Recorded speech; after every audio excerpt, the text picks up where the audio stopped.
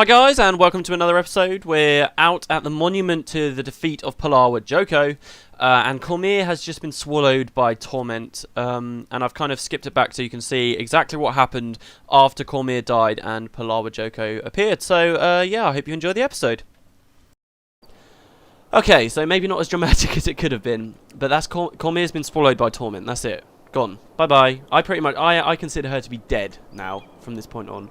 A wreck of a woman who tried to lead the Sunspears to victory, but she died after being blinded. Very sad story. But yeah, there you go. She's gone. Bye-bye, Kormir. Right, okay. So our next objective is to examine the monument to Palawa Joko's defeat. Kormir brought us here for a reason. I wonder what it was. What were her dreams telling her? Okay, let's have a look. This monument commemorates the defeat of Palawa Joko. Whoa, what? Oh my, here we go. So here's Palawa Joko. And he bows to us. So he's not gone. He says, free at last. Greetings, mortal. I am Palawa Joko, the scourge of Vabi. I was betrayed at the Battle of Jahai and sealed away by the cowardly Order of Whispers. I once commanded thousands upon thousands of undead warriors. Primeval kings were bound to my will. The great worms of the desert were at my disposal. Such was the kingdom of Palawa Joko. Wow. So here he is. Hello, Palawa. I like his staff. He says, the weakening of reality has freed me. Now I must see to rebuilding my empire. For this chance to rule once again, I thank you and bid you farewell. Wait, isn't he evil? He's got nothing, but he's running off. Zed says, let him run. With his stench, he won't get far before my pride tracks him down. And there we go. He actually runs very, very fast. You can't catch him, even with speed boost skills. Actually, he keeps stopping, so you might be able to. But yeah, so he actually came back to life because the two realms are sort of merging together, and that weakened the boundaries of this monument. Let's actually read it, shall we?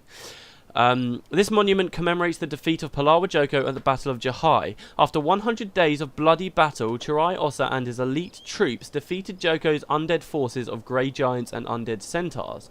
Yet, despite attempts made with magic, blade, and even darker means, Palawa Joko could not be killed. Chirai Ossa elite forces chained him by magic and bound him deep in the earth.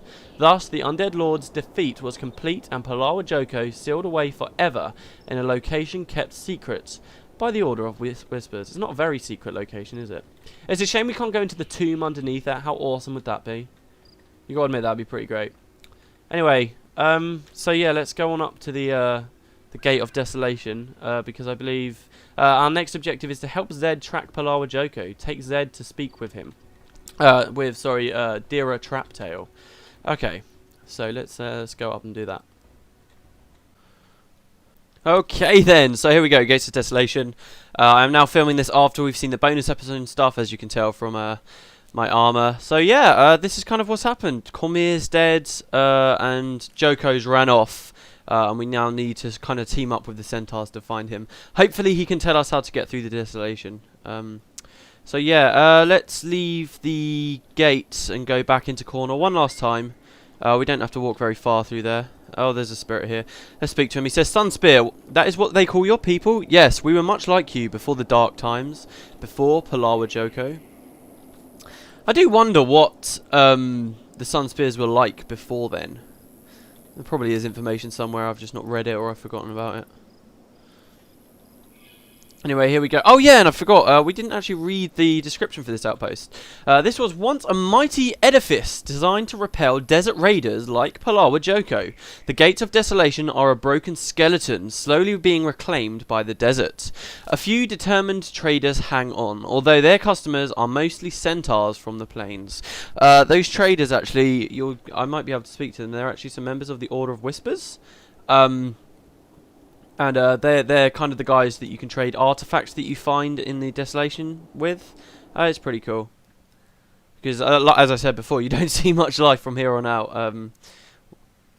Not much at all. Anyway, so where are we going, I wonder? Oh, just south a little bit. Okay. Few more corners.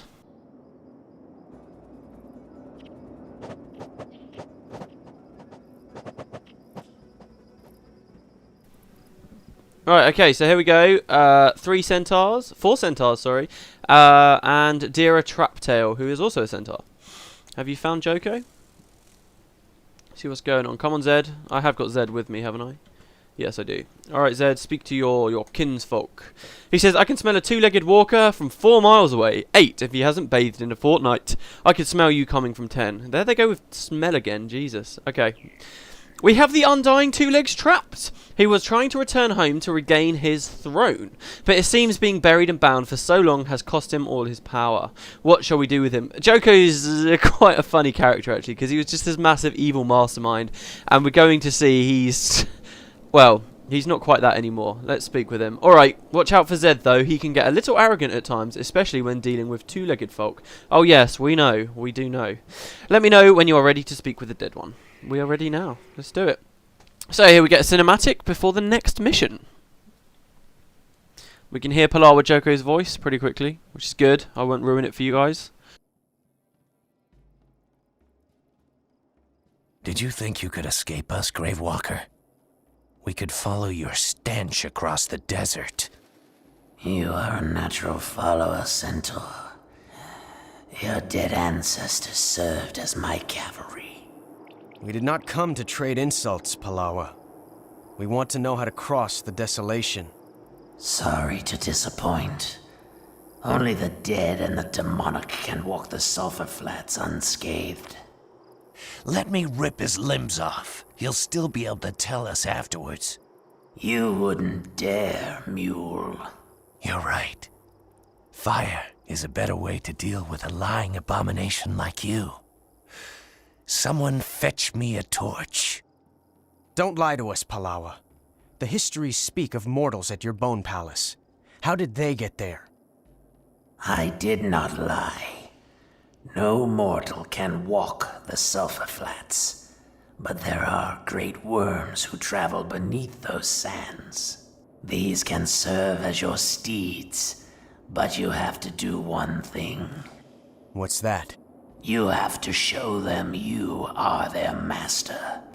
Otherwise, you're worm food. So, there we go. You can kind of tell where the mission's going now, can't you? I love how mysterious Palawa is. It's just... they never ever explain how he's just this unkillable thing that just... you can never get rid of except for trapping him somewhere. It's just this massive mystery. I hope they tell us in Guild Wars 2 because obviously... I mean, in this plot we don't find a way to kill him. I'll tell you that now. So he is in Guild Wars 2. So I'm hoping that hopefully they'll tell us about that then. Anyway, here are the wandering scribes I was talking about. I cannot cross into the Desolation, but I must collect ancient artifacts for my order. There's no end to the number of fallen dynasty relics hidden beneath the sulfurous wastes. If you can manage to find 5 of them, I'll give you one of these. So yeah, lots of ruins and old artifacts and stuff around here. Like I said before, it's a cool place. Who are we speaking to now? We've just got the mission to go in. We need to speak to Laff Longmane for our reward.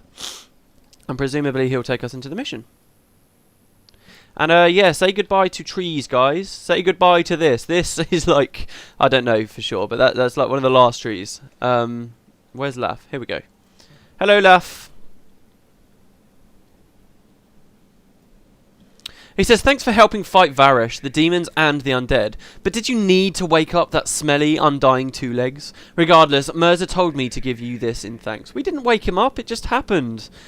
It's not our fault. Kormir just got us to the right place at the right time to know. Because he could have, if Kormir didn't do that actually, we could have just been, he could have woken up and wandered off and we could have had a real problem on our hands.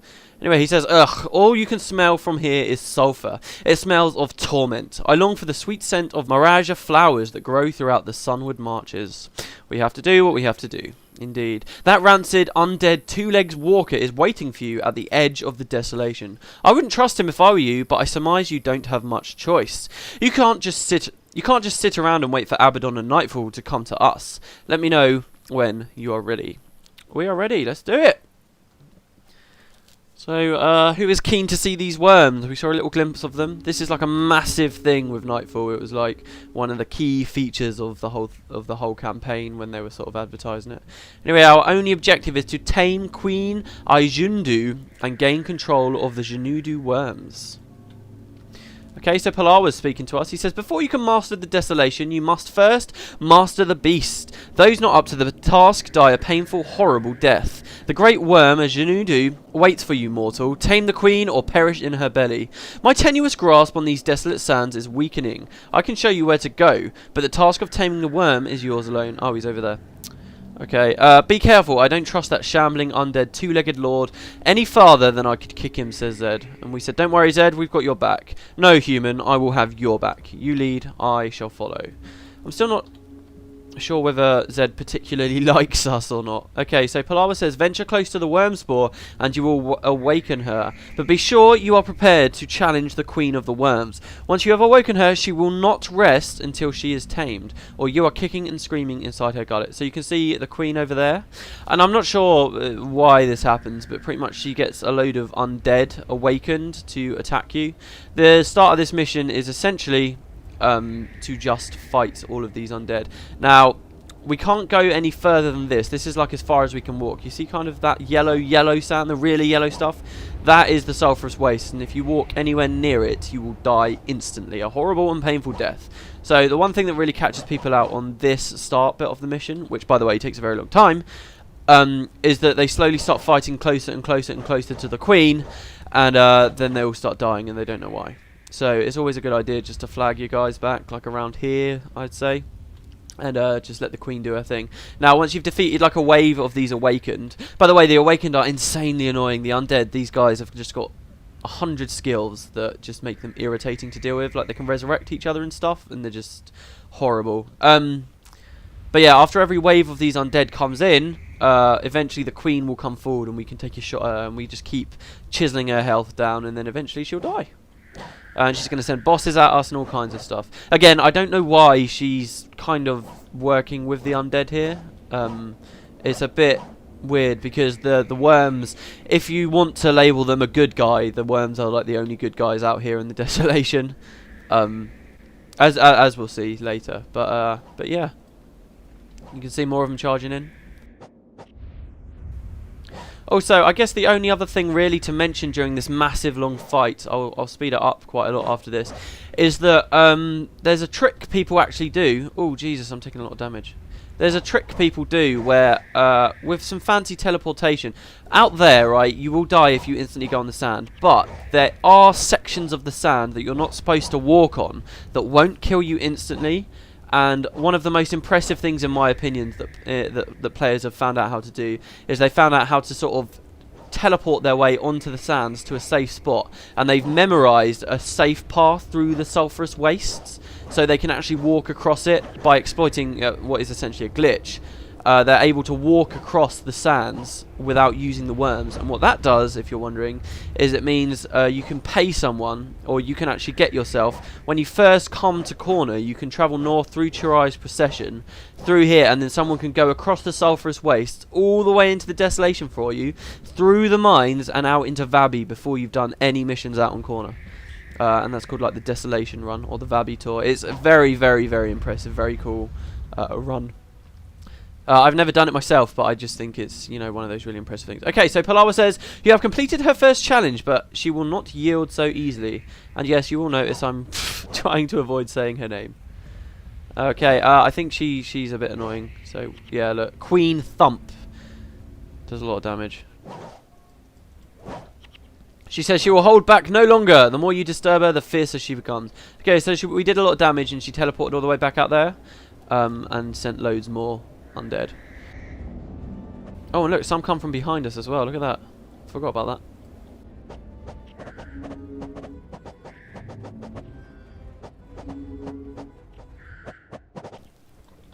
So again, I mentioned in the other episode about Palawa Joko and the fact that these guys essentially were his forces a long time ago. He's not mentioned it yet, but he will start talking eventually about why these guys are pretty much trying to kill him at the moment, or at least his acquaintances. Okay, so here we go. Here's some of these giants. We saw a lot of these on the bonus mission pack. The other thing I've just thought of, actually, is I was talking earlier about how Palawa Joko cannot really be defeated and that he's still here in Guild Wars 2. If you think about it, so is Churai Ossa. His ghost is up there in the Desolation. And in Guild Wars 2, Palawa Joko's kind of moved north-ish towards the Crystal Desert. So, I wonder if we're going to see them fight each other in Guild Wars 2. How awesome would that be? Unless the idea is, in Prophecies, we kind of helped Churai get to the Hall of the Heroes, so they could end up just saying that Chirai's left Tyria for good now, and he's at the Hall of the Heroes. I don't know. I think it would be cool if we saw them fight again. We do know that Palawa Joko, actually I won't say that, no. Okay, so here's one of the first bosses. This guy's Junundu the Meek, or at least the first one I've noticed. I think we might have fought one already. But he's annoying, I think, because he resurrects and stuff. No, he doesn't. So Palawa says, impressive, mortal. Truth be told, few survived the first channel and challenge, and none, save myself, survived the second. Until now. Ah, yes, you underestimate us. So now the Queen's come in, and there's still undead fighting us, which is annoying. There's 2 more bosses. Holy crap, she's doing a lot of damage. Help me! Take her out. I'm just trying to hurt her enough for her to run off. Come on, piss off, Queen of Junundu. There you go, she's gone. Okay. Back out there. She's almost dead, though. I think next time she comes in, we'll be able to kill her.